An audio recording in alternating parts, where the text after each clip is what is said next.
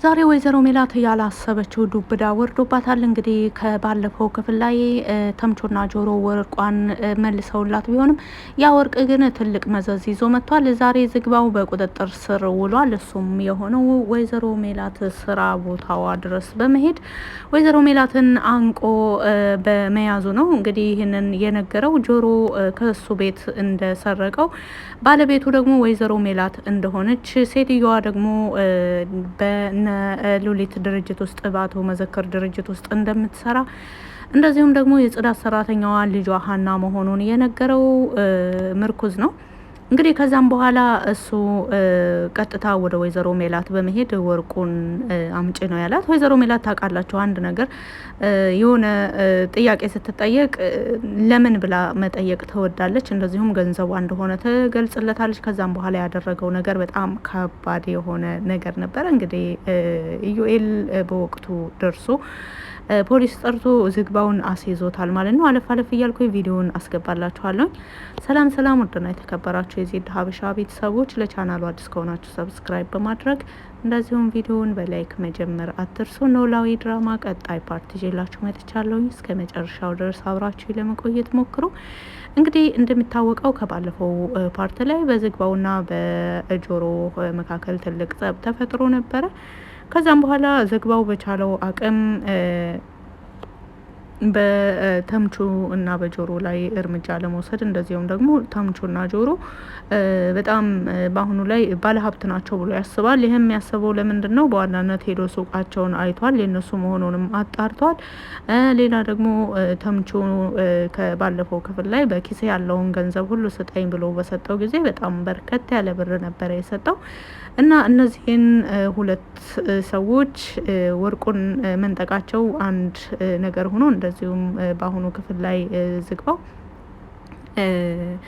እያጣራ ነበረ ወርቁን ከቤቱ ማን እንደወሰደው። ብዙ ተስፋ አድርጎበት እንደነበረ፣ ህይወቱን ለመቀየር ጫፍ ላይ ደርሶ እንደነበረ፣ እንደዚሁም ደግሞ ለሳሚ ብዙ የሚባል ገንዘብ እንደሰጠው፣ ወርቁን አስይዞ ብዙ የሚባል ገንዘብ እንደሰጠው፣ ያ ገንዘብም እንዳልተመለሰለት፣ እንደዚሁ ከቤቱ ያንን ወርቅ ይዞ የጠፋውን ሰው ማንነት እያጣራ ነበር። እስካሁን ድረስ በተምቹና በአሴር መካከል ምንም አይነት መረጃም ማስረጃም የለም ነበረ። እንደዚሁ ሱሴ ደግሞ ኢንፎርሜሽን ሰምታለች። ሱሴ የሰማቸው ኢንፎርሜሽን ወርቁ ለባለቤቱ መመለሱን ነው። እንግዲህ የወርቁ ባለቤት ማን እንደሆነች ሱሴ አታውቅም። ነገር ግን ተምቹና ጆሮ ሲነጋገሩ እንደሰማች ትናገራለች ለሳሚ። የወርቁ ባለቤት ደግሞ የሀና ቤተሰቦች ወይም የሰላም ቤተሰቦች መሆናቸውን ያውቃል ሳሚ። ይህ ነገር ያው ኦልሬዲ ወደ ወይዘሮ ሜላት እንደተመለሰ ያውቃል ማለት ነው። ለምርኩዝ ይነግረዋል። ምርኩዝም ደግሞ እንደለመደበት እንግዲህ ከቦታ ቦታ ሲንቀሳቀስ ከዝግባው ጋር ይገናኛሉ። ዝግባውም እንዴት ነው ያልኳቸውን ነገር እየተከታተላችሁ ነው ወይ ብሎ ሲጠይቀው ምርኩዝ እርግጥ እውነቱን ላለመናገር ሞክሮ ነበር። ነገር ግን የዝግባው ሁኔታ በጣም ስላስቸገረው፣ እንደዚሁም ስላስፈራው የሚያውቀውን ነገር ተናግሯል ማለት ነው።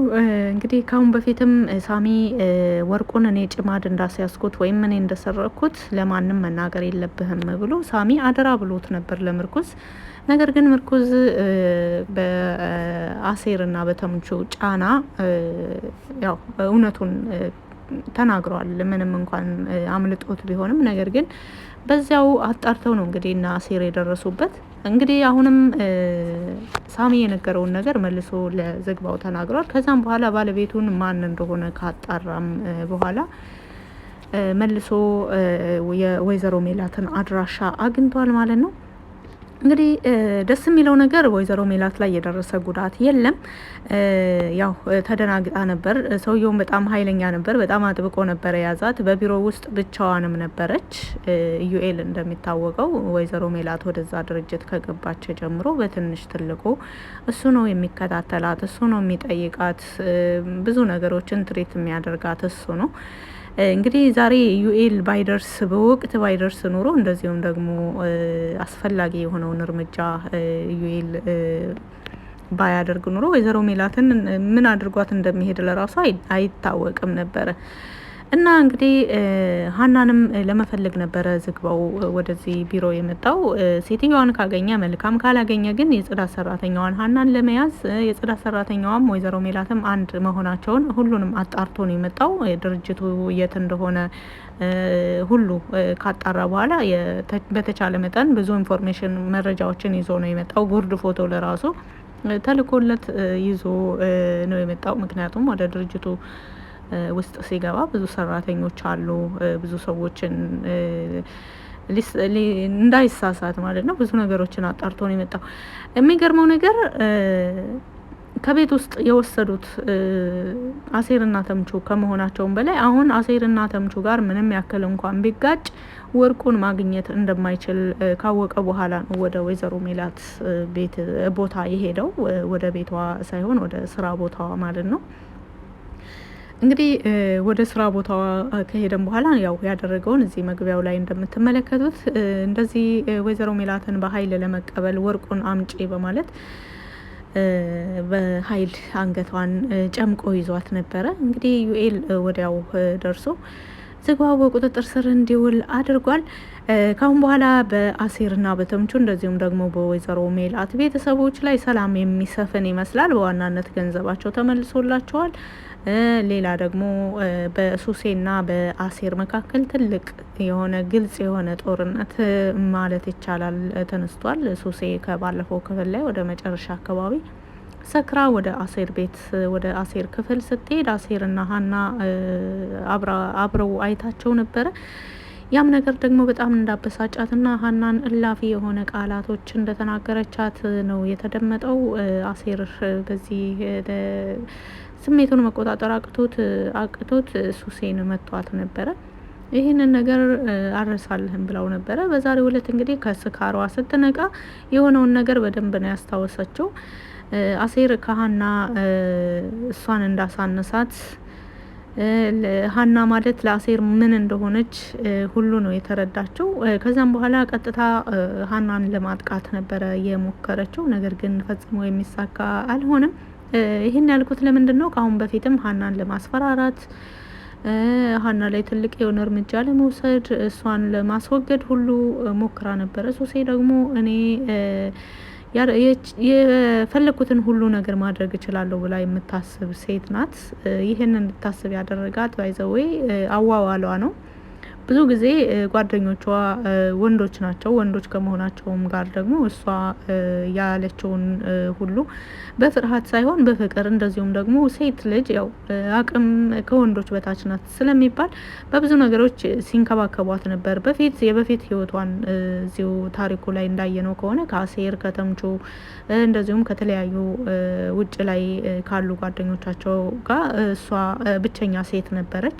በጣም ይጠብቋትም ይንከባከቧትም ነበር። ያለችውን ሁሉ ያደርጉላት ነበር። መማታት ስትፈልግም ይመቱላት ነበር በፈቃደኝነት ማለት ነው። ያ ነገር ሁሉም ቦታ በሄድ መማታት ከፈለኩ ማንንም መማታት እችላለሁ ብላ ውስጧ እንድታምን አድርጓታል እንጂ ሀና እንኳን ስለሷ ለማንም የማትመለስ ጠንካራ ጀግና ሴት እንደሆነች ካሁን በፊትም ብዙ ነገሮችን ተጋፍጣ አይተናል። የተለያዩ አባቷ ታሞ በነበረበት ጊዜ ብዙ ቤቶች ገብታ በሰራችበት ጊዜ እንደዚሁም ብዙ ነገሮችን በጣም አስቸጋሪ የሚባሉ ጊዜያቶችን አልፋለች። እንደዚሁም ደግሞ ከተለያዩ ከእዝራ ፍቅረኛ ጋር ማለት ይቻላል ከልጅ ቤቲ እህት ጋር ብዙ ታሪኮችን ያሳለፈች ጀግና ሴት ናት ሀና። በፍርሃት ወደ ኋላ የማትመለስ ነገር ግን ማድረግ የምትፈልገውን ነገር በግልጽ የምታደርግ ሴት ናት። እንግዲህ ለአሴርም ስታደርጋቸው የነበሩ ነገሮችን አሁንም አስቀጥላ እንደምታደርጋቸው ምንም ጥርጥር የለውም። ሰዎች ሲናገሩኝ ቶሎ ሆድ አይብሰኝም፣ ቶሎ አልናደድም፣ ብዙም ደስ አይለኝም ብላለች። ልክ ናት። ባይዘዌ የሆነ ሰው ትንሽ ነገር ሲናገረን ወይም ደግሞ መልካምም ሲሆን በጣም ሊሞቀን አይገባም፣ መጥፎም ሲሆን ደግሞ ያን ያክል ሊያናድደን አይገባም። ምክንያቱም ጊዜ ቴክኖሎጂ ነው። በዛ ላይ ማን ምን እንደሚላችሁ ለራሱ ማወቅ ለራሱ አትችሉም። በትንሽ ነገር የሚደሰት ወይም በትንሽ ነገር የሚበሳጭ ሰው የሚጎዳው ራሱን እና ራሱን ብቻ ነው እና የሀና ማንነት በጣም የተመቸኝ ማንነት ነው። በጣም አንዳንድ ነገሮች ላይ በተለይ ከአሌክስ ጋር ያለው ነገር ኤላ ጋር ማለቴ ከሱ ጋር ያለው ነገር ትንሽ ቢደብርም አንዳንድ ክፍሎች ላይ ትንሽ የሚባል ነገር ቢኖረውም ነገር ግን ሌሎች ሀና ካራክተሮች በጣም ነው የሚመቹት። ሁኔታዋ ሁሉ በቃ እውነት የምትኖረው ነው የሚመስለው ትረካውንና ትወናውን በደንብ ነው የወደድኩት እና ከርዕሱ ወጣ አልኩኝ መሰለኝ። በጥቅሉ እንግዲህ ዝግባው በቁጥጥር ስር መዋሉን እንደዚሁም ደግሞ ወይዘሮ ሜላት ጠላቶቿን በደንብ ያወቀች ትመስላለች። በአሁኑ ላይ እንግዲህ ገንዘቧም ገንዘቧ እንደሆነ ሁሉ ተናግራለች በግልጽ። እንደዚሁ ከሉሊት ጋር ያለው ጦርነት ግን አሁንም እንደቀጠለ ነው። ነገር ግን ሉሊት የዝግባው ቢሮ ድረስ መጥቶ ወይዘሮ ሜላትን ለማጥቃት መሞከሩ እሷንም በጣም አስደንግጧታል። ወይዘሮ ሜላት ላይ የሆነውን ነገር ለመቃወም ሳይሆን በራሷ ላይ ነገ ይደርሳል የሚል ፍርሃት አላት ሉሊት። እንግዲህ በተለይ አለቃ ከሆነች ወደዚህ በቃ እኔ ልዘዝ እናንተ ታዘዙ ብቻ ነው እያለች ያለችው። ይህ ነገር ብዙ የቢሮ ሰራተኞችን ጭምር የሉሊት አለቅነት ያልተመቻቸው ሰዎች አሉ። እንግዲህ ወይዘሮ ሜላትና ልጇ ሀና